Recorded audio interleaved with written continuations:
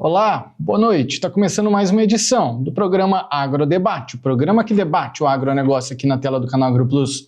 A partir de agora, 1 hora de debate sobre o agro e hoje, inclusive, é um dia histórico para o agronegócio. Mais uma vez, isso porque depois de tantos imbrólios em torno da moratória da soja e de uma lei do estado de Mato Grosso que proibia incentivos a empresas que fossem signatárias da moratória da soja, finalmente o STF decide que a moratória da soja não será válida a partir de 2026. Vamos conversar mais uma vez sobre esse assunto, que já foi assunto várias vezes por aqui e que agora finalmente e definitivamente tem um resultado, tem um final dessa história. Essa história chega num fim, né?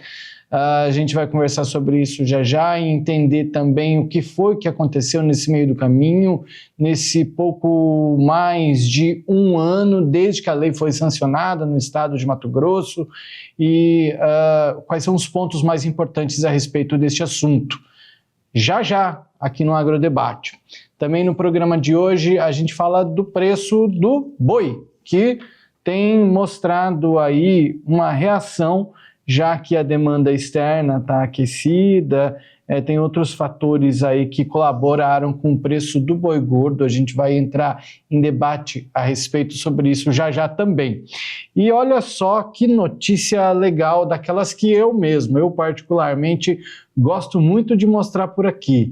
Estudantes, e eu estou falando não de estudantes de universidade, estudantes do ensino médio, criaram uma fralda biodegradável. Olha que interessante. Um grupo de alunos aí se reuniu para criar uma fralda biodegradável a partir de fibras de coco e bagaço de cana. Inclusive, a gente falou sobre isso, acho que foi essa semana por aqui. Eu cheguei a mencionar no programa, então já convido os nossos analistas para fazerem parte da nossa bancada digital. Ele que é nosso analista de negócios, seu Bianco, seja muito bem-vindo a mais um programa. Boa noite, Jossan, boa noite, doutor Daiane, boa noite a todos que nos assistem. Que notícia boa, alunos de 2º grau aí, né, tendo experiência e fabricando isso. Me fez relembrar, Jossan, que quando eu estava no 2º grau, nós também produzimos e fabricamos junto com um professor, e aí tem que dar os parabéns ao professor, um professor de química, fabricamos um ácido sulfúrico. Até hoje me lembro da fórmula do ácido sulfúrico, H2SO4, que é um elemento químico, né? Então, o quanto grava para a gente, o quanto uma experiência e um incentivo do professor. Aí tem que se dar muitos parabéns ao professor. Muito bem. A nossa analista de agronegócio, Daiane Kirnev, está presente também. Minha pergunta não é sobre o agro para você, não. Ainda dentro desse assunto. Mas, Daiane, mães gastam com fraldas na vida dos bebês e muito, hein? Parte do orçamento é para isso. Seja bem-vinda. Boa noite. Boa noite, Jossan. Boa noite, Bianco. Boa noite, vocês telespectadores. Gasta mesmo, Jossan. E ainda mais quando a criança não quer fazer o desfraude. Eu tô lá prometendo céus e terras para minha filha sair das fraldinhas e usar o peniquinho, mas não é fácil. Vamos lá, então. Esse é só um dos assuntos que a gente vai debater, um assunto gostoso de se conversar, mas tem muitos outros assuntos para a gente debater também. Então, faça o convite para o nosso colega telespectador. Vamos debater o agronegócio?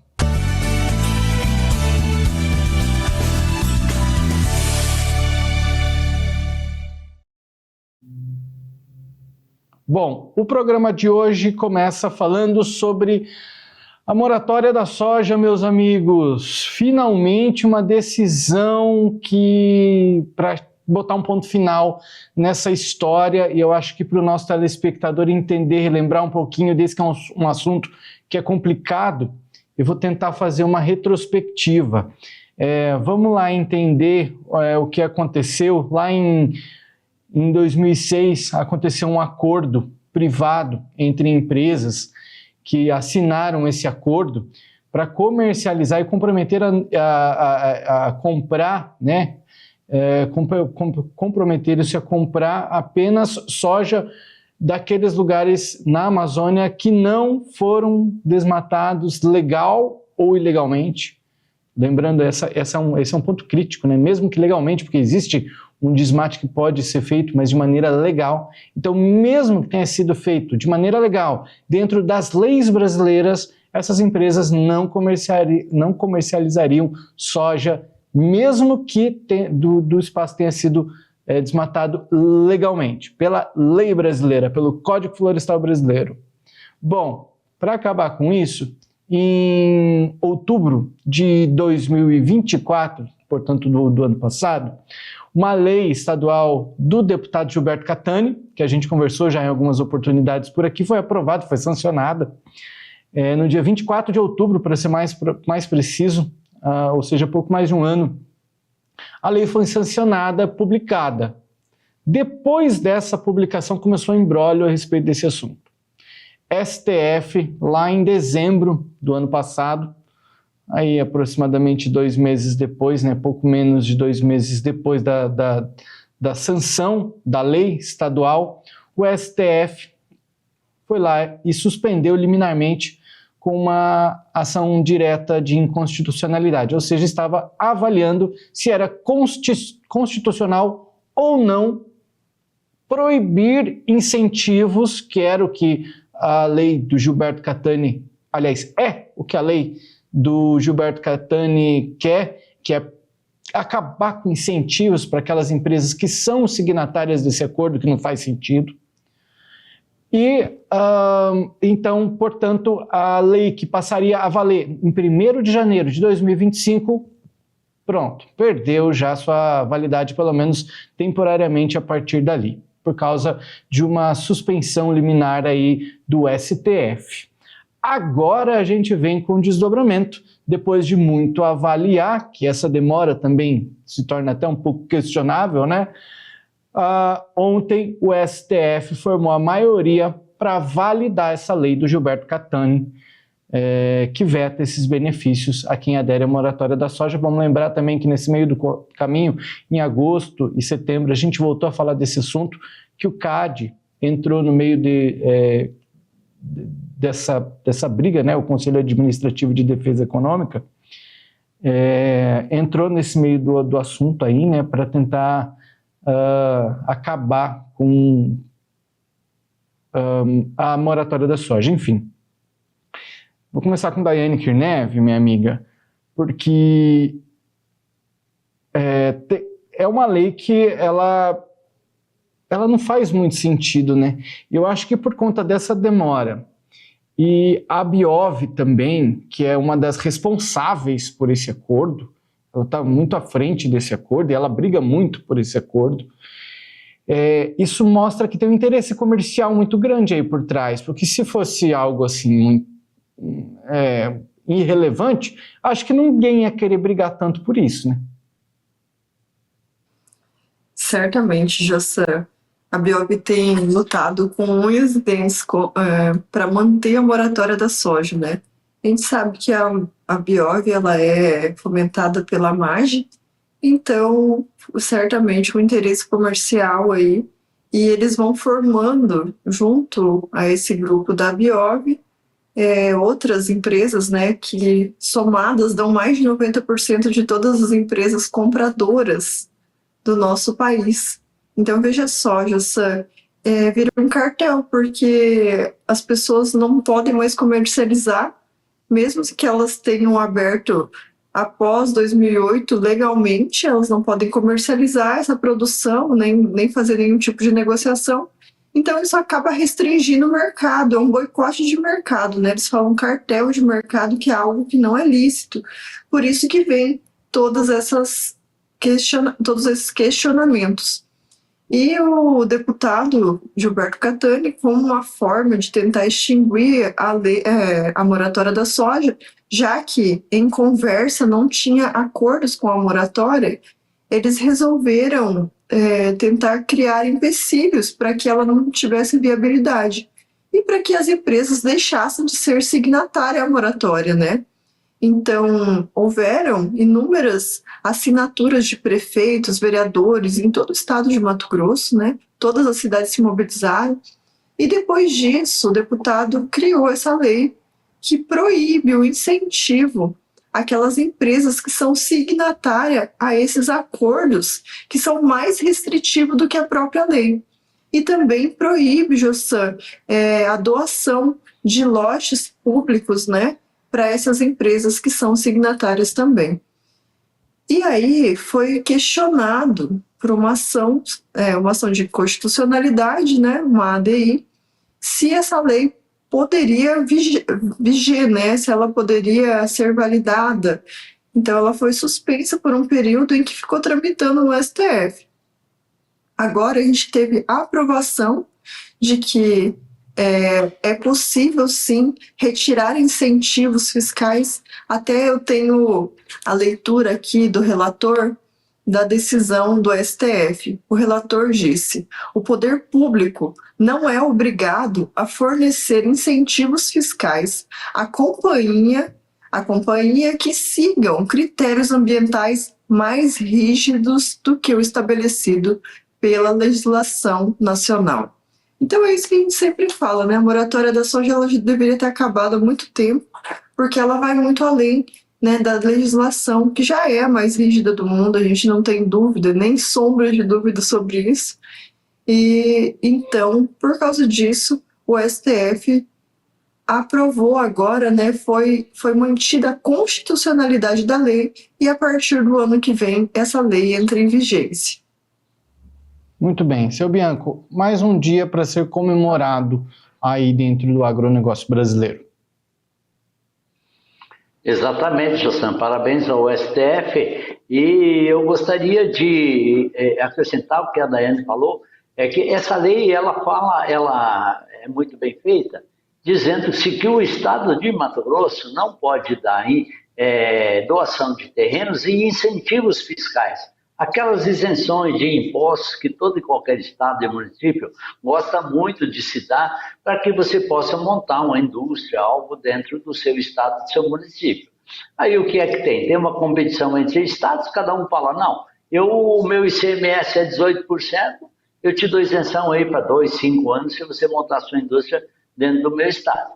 Então essa lei proíbe isso para empresas que participam desse cartel. Agora, o que é um cartel, no nosso entender, só para a gente recapitular? Um cartel, ou por que é que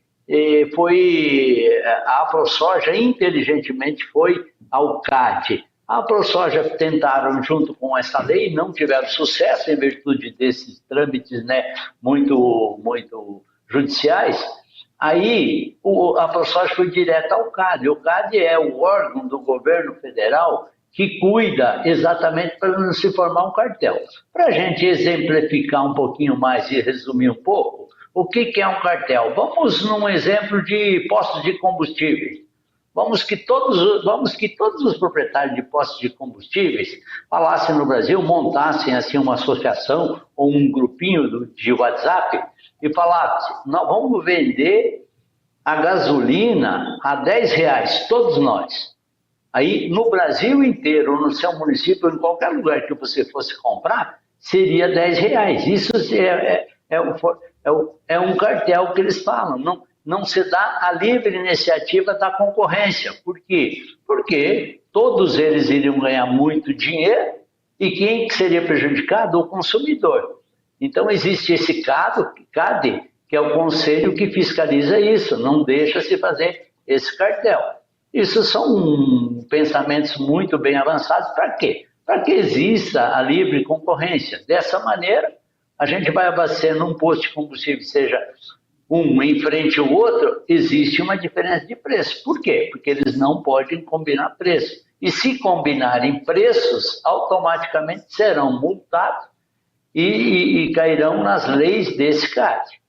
Então, aí um parabéns ao Catani, que fez a lei, parabéns à AproSoja, que questionou, brigou, tanto de um lado quanto do outro, foi para o CAD, tentou tudo.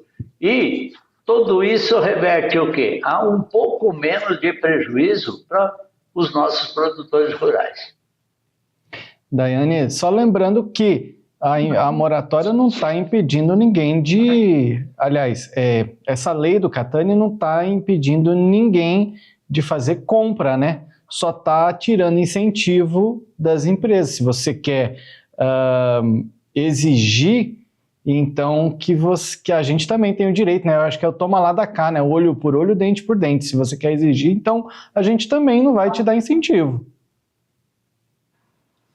Jassan, é algo que assim, muitas vezes essas empresas se instalam, né, em municípios e acabam um terreno, né, ou igual o Bianco trouxe, alguns descontos ali por alguns anos até ela se estabelecer, afinal de contas, né, acaba sendo um momento de investimento, então é interessante você ter esses incentivos fiscais num momento de investimento. Então, o que buscou-se aqui foi retirar desses signatários, né, que não estão cumprindo com a lei, estão sendo mais exigentes, estão sendo desleais ao mercado. Por que desleais? Porque eles proíbem e eles dificultam a livre iniciativa de vendas no mercado, né? Eles estão escolhendo para quem que eles vão vender. Essa é a realidade, né? E para quem que eles vão comprar e para quem que eles vão vender produtos também. Porque essas empresas não só deixam de comprar a soja, a gente fala assim, não compra soja. Só que assim, a gente tem que lembrar que elas não comercializam, ou seja, elas não vendem produtos também. Então esse produtor não consegue comprar, porque na maioria das vezes ele iria entregar em soja. Como que ele vai entregar em soja se a empresa não vai receber dele? Então ele não comercializa. Então a brincadeira é mais embaixo ainda, né? É muito mais prejudicial. Então a gente pensa, né? Nós temos uma legislação que regula essa situação. Nós não precisamos de pactos que sejam mais rígidos que a nossa legislação. Afinal de contas, como a gente já sempre menciona aqui, num estado novo, jovem, tem cidades que estão em pleno desenvolvimento, que ainda há possibilidade de abertura de áreas, até para que essas áreas elas tenham uma finalidade social, né, um caráter social, que ela tenha, ela traga empregos, ela desenvolva os municípios que ela pertence. Então a gente tem que pensar em tudo isso, né? E a moratória ela vem restringindo esse tipo de desenvolvimento.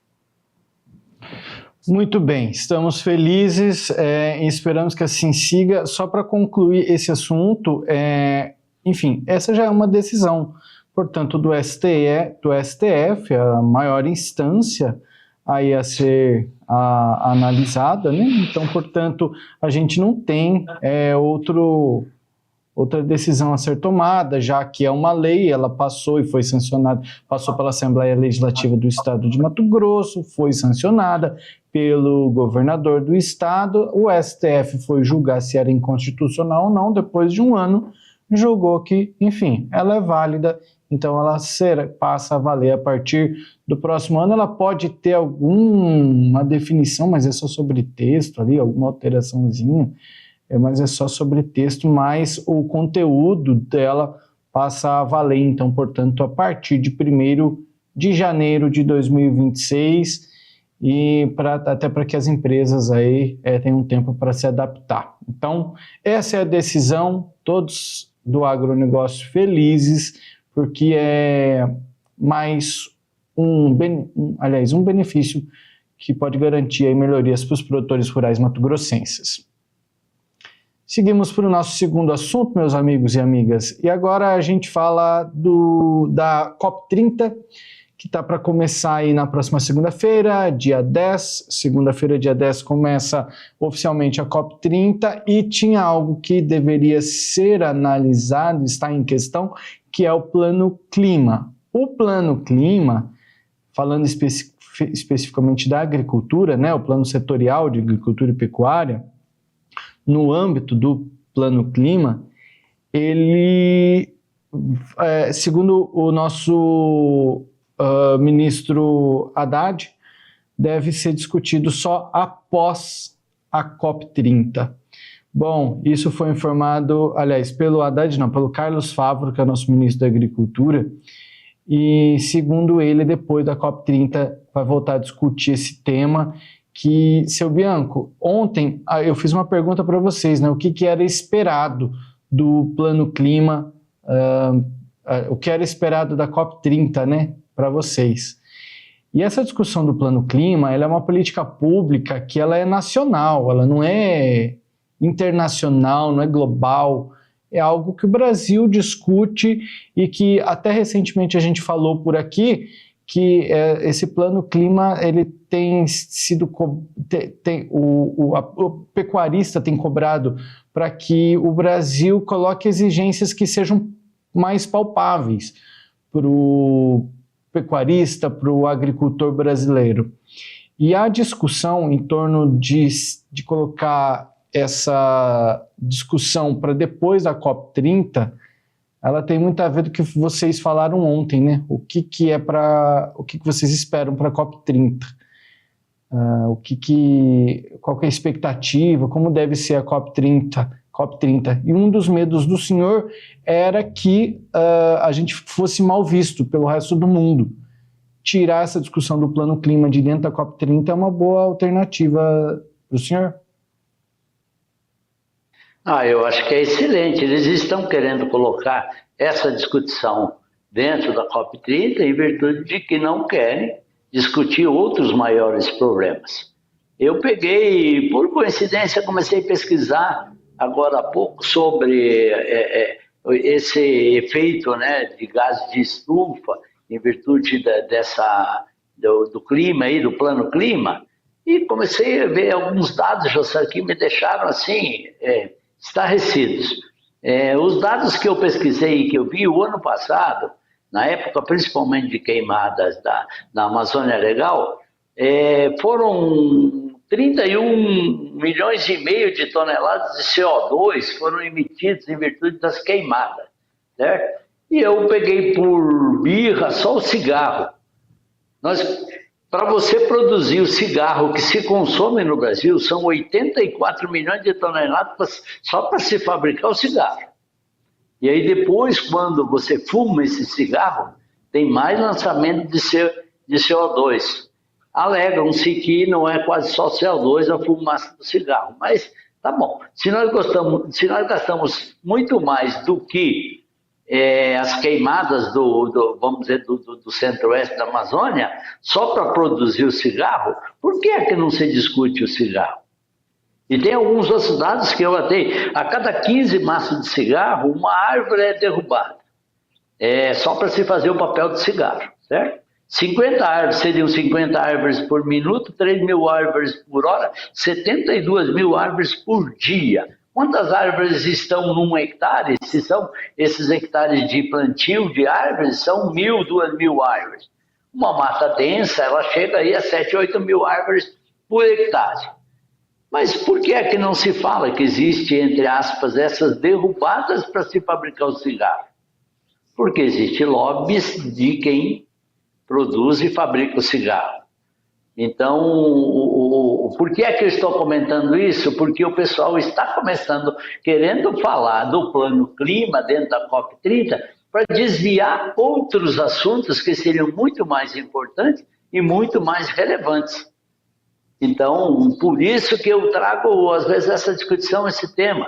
É muito ruim a gente deixar que outros países venham aqui dentro da COP30 e comecem a falar que nós somos criadores de problemas, que o produtor rural é o grande criador de todo e qualquer problema que existe quanto CO2.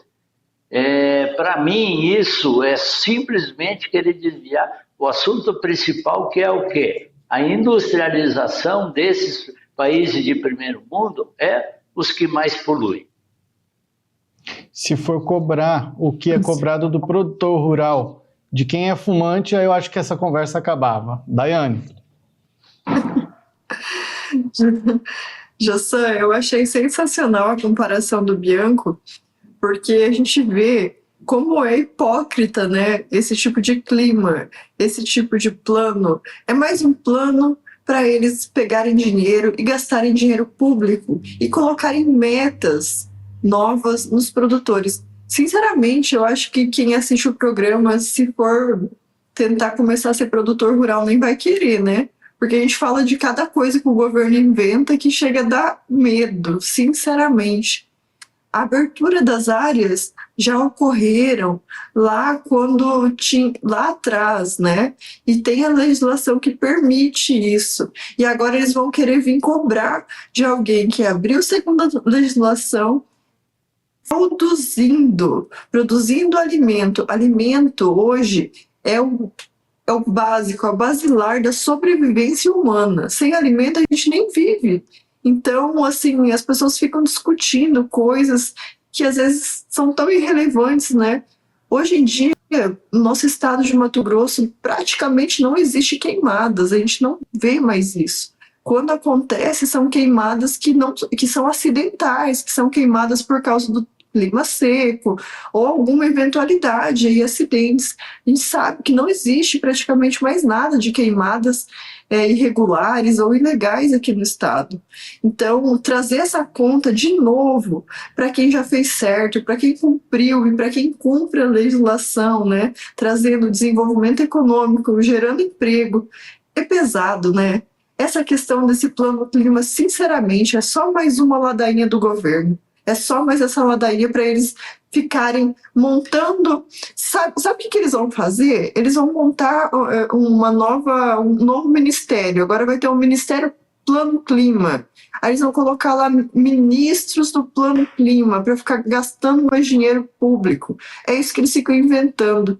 E para colocar mais meta para o produtor ou para o pecuarista também, que está de saco cheio, né? Porque tudo é culpa do produtor e do pecuarista. Agora até o pecuarista entrou no bolo dos culpados, né? Aí o seu Bianco agora colocou os fumantes junto, porque eles também emitem, né? Seu Bianco, eu gostei da sua comparação, porque mostra que é insignificante isso, que não é nada, é irrelevante essa quantidade, né? Porque se a gente for comparar o que uma pessoa fuma, Amsterdã estaria no buraco, então, né? Porque lá o pessoal fuma com força. Então a gente teria que fazer o quê lá? Vamos colocar mais meta, vamos parar de fumar, ou vamos fumar cigarro eletrônico, que daí não tem problema. É esse tipo de meta que eles vão colocar para os fumantes. Mas brincadeiras à parte, a gente traz aqui uma comparação que chega a ser esdrúxula, né? Porque é tão irrelevante a quantidade de emissão de gases CO2 aqui pelo Brasil, porque a gente não é nem industrializado ainda praticamente. Nós estamos em pleno desenvolvimento, um país subdesenvolvido em desenvolvimento, que precisa industrializar muito. Não tem que ficar preocupado agora com emissão, porque essas emissões que estão acontecendo não é nem um dedinho de tudo que a gente precisa desenvolver e tudo que os outros países já estão desenvolvidos. Então, a gente vai ficar freando nossa economia, pelo amor de Deus, é uma burrice isso. É uma burrice, sinceramente. Seu Bianco. Eu queria complementar o que a Daiane falou sobre as queimadas no Mato Grosso, né?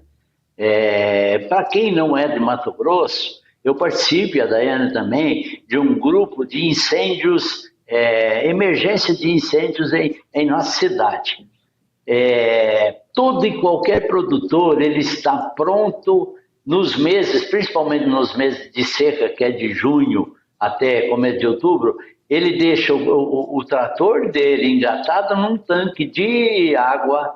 Todos eles ficam com o trator prontinho, com grade, porque quando dá algum incêndio, e esses incêndios são acidentais, nas lavouras, principalmente de milho, o produtor, ele se agarra com todos eles saem correndo na mesma hora com grade, com trator, prefeitura, com a prevenção de incêndio, todo mundo. Por quê? Porque eles sabem que, em virtude da grande seca que nós temos, se não conter logo esse incêndio ali, esse incêndio vai atravessar o município inteiro. Então, será que ainda o produtor rural quer que queime toda essa massa orgânica dele? Então, só mesmo quem participa disso e quem vê alertas, correria de todo mundo para se ajudar entre os próprios produtores, é que pode entender que não existe mais queimadas provocadas, queimadas que você passa principalmente no Mato Grosso. Só para concluir, então, essa decisão aconteceu depois que o ministro Carlos Fávaro afirmou que os ministérios da Agricultura e do Meio Ambiente não chegaram a uma conclusão sobre como definir, sobre números das emissões de CO2 aí por cada setor. Então, eles, para não levar essa discussão para uma COP30, com outros países vendo e sem ter argumentos suficientes, sem conseguir colaborar com informações concretas, é melhor deixar para uma outra oportunidade. Seguimos o nosso programa, vamos fazer o primeiro intervalo, daqui a pouco eu chamo vocês. No próximo bloco, a gente fala sobre preço do boi gordo, que reagiu aí, já que tem demanda externa. E ainda hoje a gente fala sobre os alunos do ensino médio, não é aluno de faculdade, é aluno do ensino médio que criaram uma fralda biodegradável feita de fibras de coco e bagaço de cana. É ou não é uma boa notícia? E isso é agronegócio também. A gente já volta.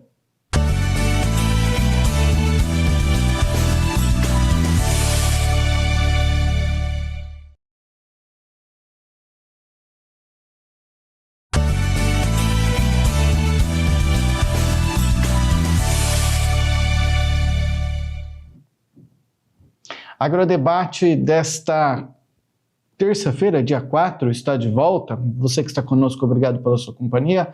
Você que chega mais, tem muita informação. Lembrando que o programa tem 1 hora de duração, é 1 hora aí de debate sobre o agronegócio, que você pode conferir todas essas informações no nosso YouTube e também no Spotify. Bom, o preço do boi gordo está reagindo aí, pelo menos no mês de outubro, né? Isso bem marcado também pela demanda externa. O mercado brasileiro, né, do boi gordo aí encerrou o mês de outubro, segundo o site Canal Rural, com sinais de valorização na arroba, impulsionado por um cenário promissor nas exportações, segundo Fernando Iglesias, analista da Safras e Mercado. O menor posicionamento das escalas de abate e a demanda aquecida contribuíram para essa alta, especialmente no centro-norte. Em São Paulo, a arroba reagiu apenas na última semana do mês de outubro.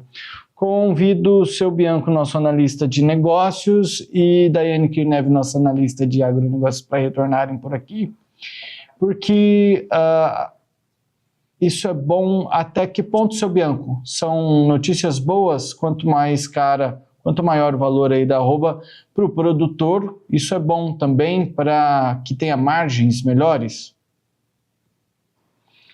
Exatamente, José. É bom porque o produtor, pelo menos, ele tem possa ter um pouco de lucro na sua atividade. E não adianta a gente querer baixar muito o preço, fazer com que produtores quebrem ou saiam da atividade e com isso se baixa o preço lá no supermercado. O que nós temos que ter é nós, consumidores, ter atividades para que a gente ganhe dinheiro, para que a gente possa comprar essa determinada carne. Por que é que esses preços eles estão em alta no momento?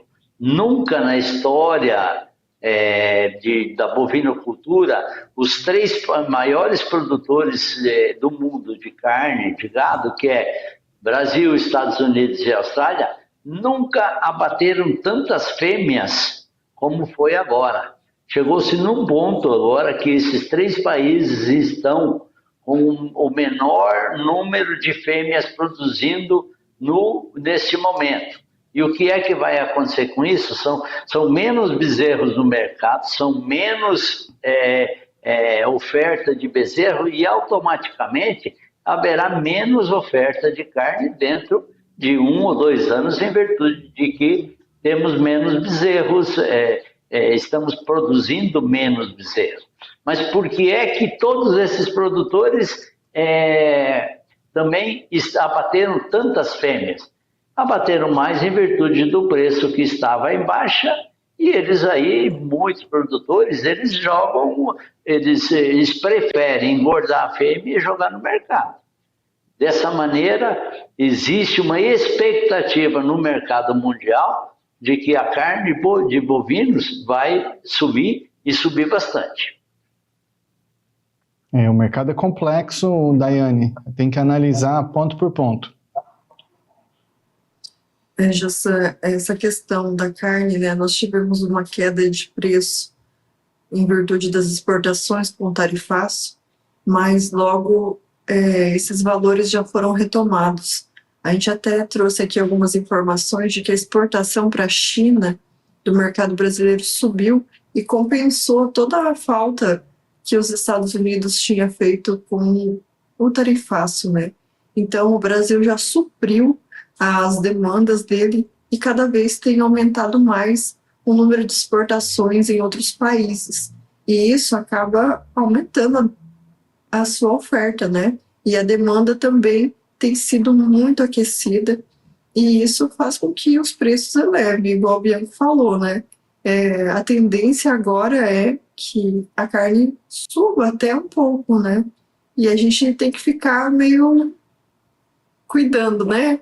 Porque a carne, ela sempre teve nesses patamares, desses valores. E esses valores, eles são o valor que o produtor consegue produzir o seu gado, engordar, vender e ter um lucro.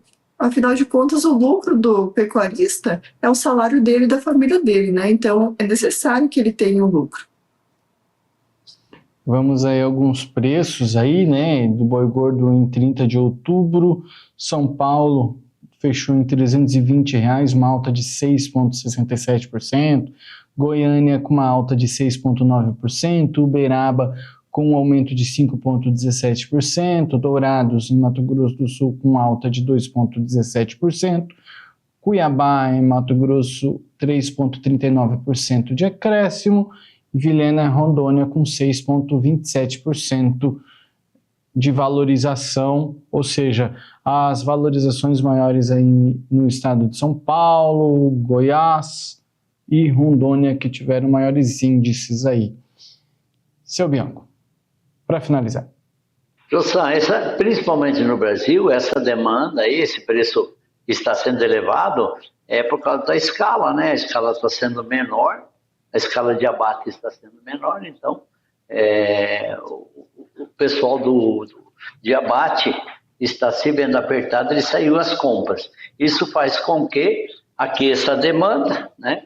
E também a venda internacional, com a abertura de novos mercados, o Brasil teve oportunidades. Nós tivemos os Estados Unidos dizendo que não compravam nossa carne, ou em virtude do preço na taxação, e aí saímos buscar outros mercados e abriu-se outros mercados. Isso, principalmente nessa entoada aí, tivemos mais compradores internacionais. A China também deixou de comprar dos Estados Unidos e começou a comprar conosco, então isso teve um grande elevado. Porém, a China é muito negociadora, então eu já vi notícias de que a China está querendo vir ao Brasil para fiscalizar os frigoríficos brasileiros em virtude de alguns problemas que possam existir. O que é isso? Se eles vierem a fiscalizar, eles vão achar algum probleminha e aí para-se as compras daquela região, daquele estado,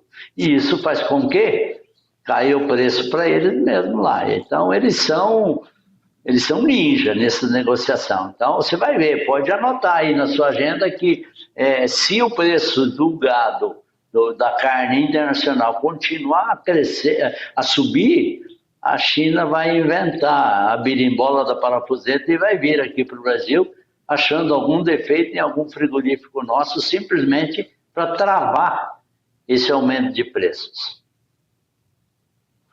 Muito bem. Obrigado por hora. Vamos fazer nosso último intervalo de hoje. Daqui a pouco a gente volta com mais informações. No próximo bloco a gente fala sobre a Conab, que realizou um leilão hoje para transporte de milho do estado do Mato Grosso para outros 9 estados brasileiros. Isso tem a ver com os estoques que o seu Bianco já falou muito por aqui, mas é também um incentivo aí para pequenos produtores, a gente vai te falar por quê. E alunos do ensino médio criaram uma fralda biodegradável com fibra de coco e bagaço de cana. Isso é agronegócio. A gente volta já.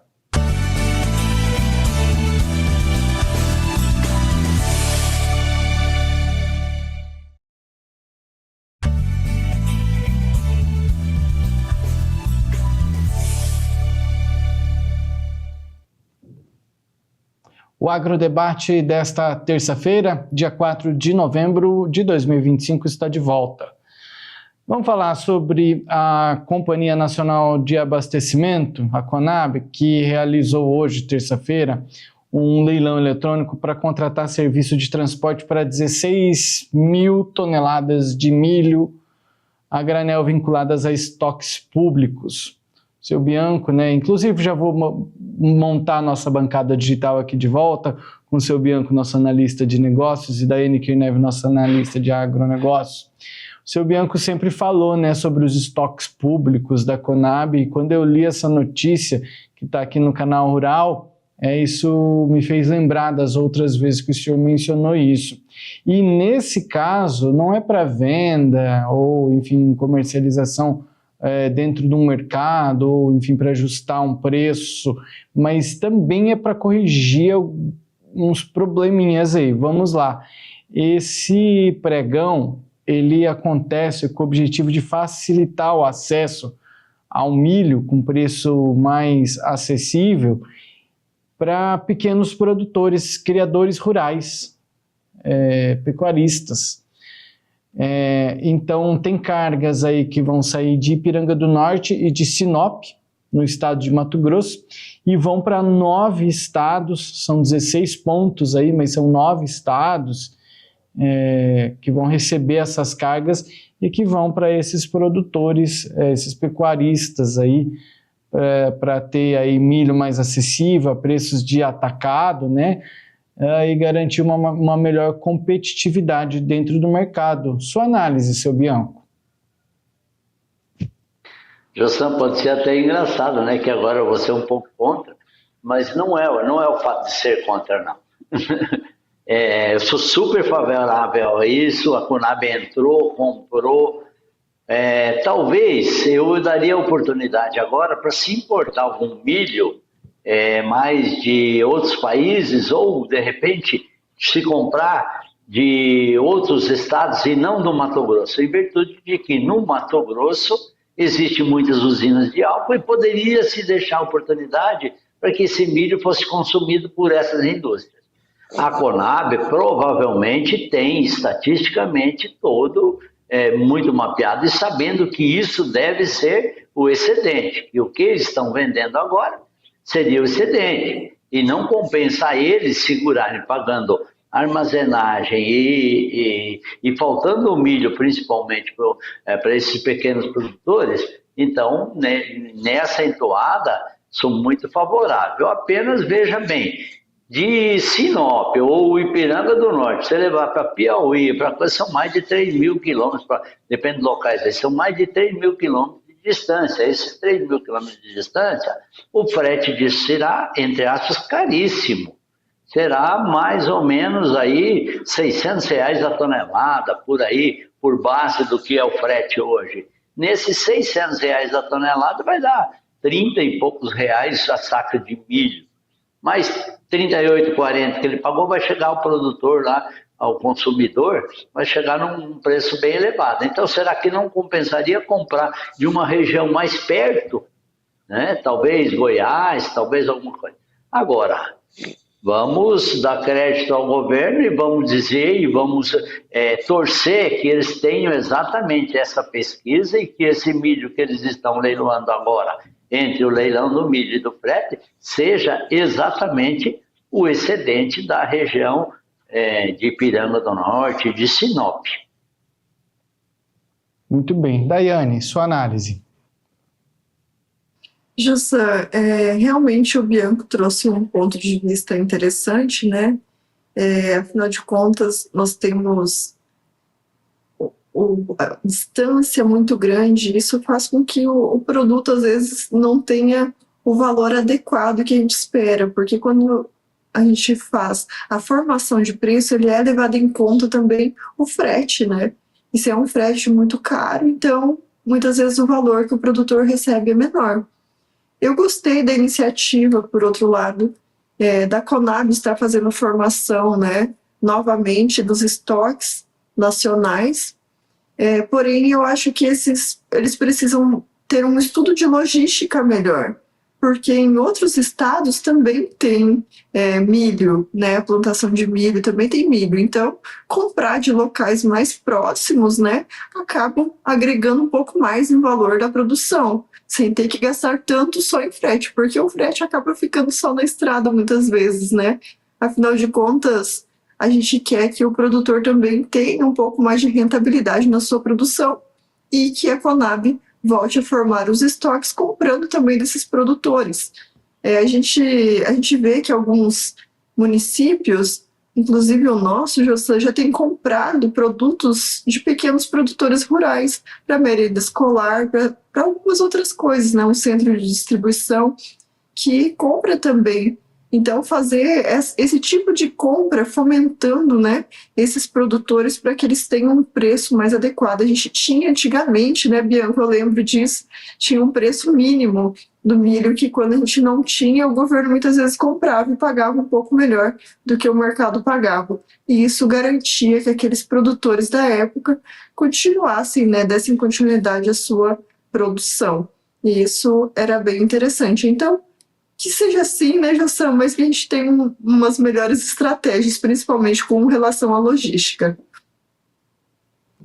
Só para complementar as falas de vocês, que faz todo sentido que vocês falaram, né, de pegar de regiões mais próximas, no interior de São Paulo, uma cidade do interior de São Paulo está aí como destino, Rio Branco, no Acre, uma cidade no Ceará, na Paraíba, em Pernambuco, Erechim, no Rio Grande do Sul, Rio Grande do Norte está na lista, Piauí está na lista, com 2, 3, 4, 5, 6 municípios, 7, mais um aqui na lista. E Espírito Santo com 2 municípios também. Então, aí são destinos que, de fato, poderia. Eu não tenho a informação completa, mas eu acredito que isso possa ser uma compra, um estoque que estava formado e que eles tinham que arrumar algum destino. E a ideia foi essa. Talvez não a melhor estratégia, mas, enfim, é o que seria o meu pensamento. Seu Bianco, para concluir esse assunto. Jossam, como eu vi aí a distância de quase todos esses municípios, eles ficam a mais de 2.500 quilômetros da região produtora. Então, o frete não vai custar menos do que R$600. R$600, se dividido pelos 16,6 sacas, dá R$36 de custo de frete. O milho, quando a Conab deve ter adquirido esse milho, provavelmente comprou aí a seus R$40 nessa região de Sinop e de Ipiranga do Norte. Então, isso é muito valioso. Esse estoque regularizador é excelente para o produtor, para não deixar baixar muito o preço. E é espetacular para o consumidor, que agora, se não colocar esse milho em oferta lá para esses pequenos produtores, eles vão ser explorados e aí o preço será muito mais elevado. Penso eu que o governo tem estrategicamente pessoas justamente calculando esse excedente e pessoas sabendo que tanto uma região quanto a outra dessa daí, se não entrar esse milho agora, provavelmente o preço será muito acima do preço que estaria sendo negociado hoje. Então, mantemos e damos crédito ao governo. Eu gosto muito dessa ideia e acho que o governo tem que entrar mais.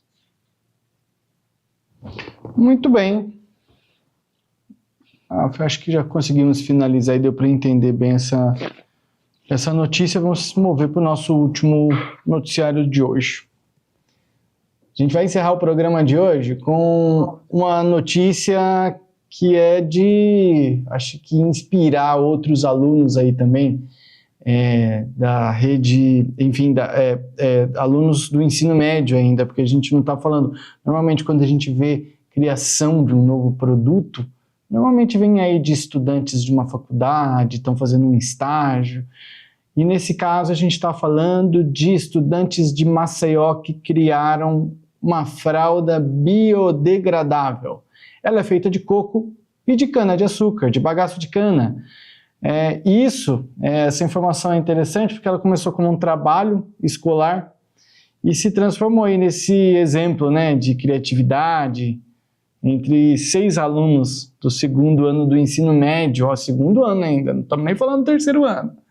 2º ano do ensino médio do Colégio Tiradentes, em Maceió, que desenvolveram essa fralda biodegradável e de baixo custo, feita a partir de fibras de coco e bagaço de cana-de-açúcar, que são, convenhamos, né, materiais bem abundantes aí e podem substituir os componentes plásticos das fraldas comuns. A ideia, gente, ela surgiu dos alunos Nelson Ferreira, Isaac Paulino, Lavínia Dantas, Tainara Costa e Ana Luísa. E teve a mentoria aí do professor de biologia, o Marcos Bonfim, que orientou a equipe ao longo de todas as etapas do projeto. Daiane, essa é uma ideia, eu te perguntei no começo do programa, né? Para quem é mãe, pai, aí está com a criança pequena, pode ser uma alternativa. Claro que a gente está falando também, é uma ideia que pode servir para todo mundo, por que não? Mas às vezes vai depender do desenvolvimento desse projeto e etc., que eu acredito que pode ir muito longe, muito mais longe talvez do que eles pensem, mas criança gasta muito fralda e a gente está falando de uma alternativa aí bacana, e sem contar que tem uma Lavínia aí no meio, hein? Lavínia Dantas está aí entre os alunos, ou seja, eu acho que você tem muito para colaborar com a gente aí, sua análise dessa informação tão gostosa para a gente compartilhar por aqui. Eu achei incrível. Uma das coisas que a gente falava era sobre o ciclo das coisas, né? O coco lá em Maceió, ele tem uma abundância, existe uma fábrica de coco, né? E existe plantação também de cana-de-açúcar. E a matéria-prima utilizada, né, pelos alunos é justamente os residuais, né, os subprodutos do coco ou da cana-de-açúcar. E, José, olha que informação que teve na matéria. Uma criança no seu 1º ano usa 2.500 fraldas aproximadamente. É um absurdo a quantidade de fraldas, né? Nem eu sabia que tinha gastado tanto em fralda. E hoje em dia, uma fralda dessas convencionais que a gente compra aqui, ela chega até R$3. Ela é entre R$2, R$3, mais ou menos, o preço de uma unidade de fralda. Então, a gente vê, né, que a realidade da maioria das crianças, de 40% das crianças, são crianças que têm uma condição financeira não tão acessível. Imagine comprar essa quantidade de fraldas. Então, a ideia deles era ter fraldas que fossem acessíveis à população carente. E realmente eles conseguiram, com trabalho e com empenho. O professor até mencionou que eles estavam muito decididos, tiveram um trabalho duro, porque eles não tinham um laboratório que fosse adequado, né? Tiveram que fazer tudo improvisado, manual. E o custo dessa fralda que eles fizeram é 85 centavos. Então, veja só, olha o benefício. Aí eles fizeram testes também entre a fralda fabricada com a fibra de coco e a fibra de cana. E a de fibra de coco foi mais eficiente. E é realmente o que eles têm em mais abundância, né? A fibra de coco, ela suportou até 75 ml de líquido, ou seja, uma fralda que segura muito bem, inclusive, né? Tem uma qualidade adequada e é biodegradável. A gente vê que esse projeto deles pode ir muito além. Eles podem estar fornecendo assistência social, fraldas, né, para que sejam distribuídas à população carente. Olha que incrível, né? Eu falei ontem sobre o residual da fibra do algodão, né, que volta para as lavouras, encerrando todo esse ciclo. E agora a gente tem aí ideias com a fibra do coco também e da cana, que acaba com esse problema residual e volta fazendo outras funções e social ainda. Que incrível, né, Jussan? Incrível, e o seu Bianco sempre foi um cara que falou assim que nas escolas tinha que ter educação financeira, matérias como essas, né? Nesse caso a gente está vendo um cenário de empreendedorismo e os estudantes, eles já estão considerando aí, ó, que instituições ou empresas aí para fazer uma parceria, né, para que produza o produto deles ou então firmar uma parceria com o governo federal para que distribua fraldas gratuitamente para pessoas em situações financeiras, né, mais vulneráveis. Então a gente está falando de empreendedorismo e que baita de ideia, hein, seu Bianco? Uma ideia espetacular. Isso aí tem que dar os parabéns aos alunos, mas principalmente ao mentor dessa ideia, que deve ter sido o professor. Ele viu lá na fibra de coco um problema, que existe muito a indústria do coco, porém não se tem muito destinação para essa fibra. O que é que pode ser feito? Bom, é uma matéria-prima abundante, vamos criar algo que possa ser, dar destino a isso. Espetacular, o custo barato. E esse exemplo deles lá serve para qualquer cidade do Brasil. Em sua cidade, em nossa cidade, existe alguma matéria-prima abundante que está aí a um preço muito abaixo. Depende do quê? Da criatividade de professores, de pessoas que estão trabalhando com isso, para que se possa industrializar isso de uma maneira A ou maneira B, e que volte isso para o próprio consumidor a um preço bem mais baixo. Porque você pega, vamos comprar essa fralda deles lá, essa indústria aí é no Nordeste, acho que vai fazer esses 3.000 quilômetros até trazer aqui, quanto é que não dá de frete? Ela vai chegar aqui talvez num preço mais alto do que o preço que a doutora Daiane falou, em virtude do quê? Em virtude do frete. Então depende da criatividade de toda e qualquer região, de você pegar aquela matéria-prima abundante que tu tem e transformar isso em algum produto que a própria região possa consumir. Nós, na região do Centro-Oeste hoje, tem muito DDG, que estamos tendo consumo direto para quê? Alimentação de animais. Porém, será que não surge aí alguém com uma ideia que com o DDG você possa fazer alguma outra, de repente uma fralda com o próprio DDG? Mas está aberto aí para as cabeças pensantes desse nosso grande estado ou país, para que seja criado algum outro produto para que se dê destino, principalmente a essas matérias-primas abundantes que nós temos em nosso país. Ou qualquer outro produto, né, a partir do DDG, ou enfim, qualquer outra coisa. Enfim, tem que procurar o que tem de sobra por aí. Eu já vi exemplo de pessoas que pegam do lixo tecido, sombrinhas, né, guarda-chuva, sombrinhas, e transforma isso em roupa. Ou seja, não gasta pegando o material que está no lixo, transforma em roupa. Então, ideia de negócio. Que delícia terminar o programa assim, com uma ideia como essa. Obrigado, senhores. Seu Bianco, obrigado pela sua participação. Obrigado, Jossan. Obrigado, doutora Daiane, pela companhia. Obrigado a todos vocês que nos assistiram e até amanhã. Daiane, obrigado. Boa noite. Obrigada, Jossan. Boa noite, Bianco. Boa noite, vocês telespectadores. Obrigado pela companhia de vocês. E um beijo para a Lavínia, um beijo para o Pietro. Valeu, até amanhã, meus amigos. O programa termina aqui. Amanhã a gente volta com muito mais informações, 1 hora de debate sobre o agro. Até lá, boa noite. Fui!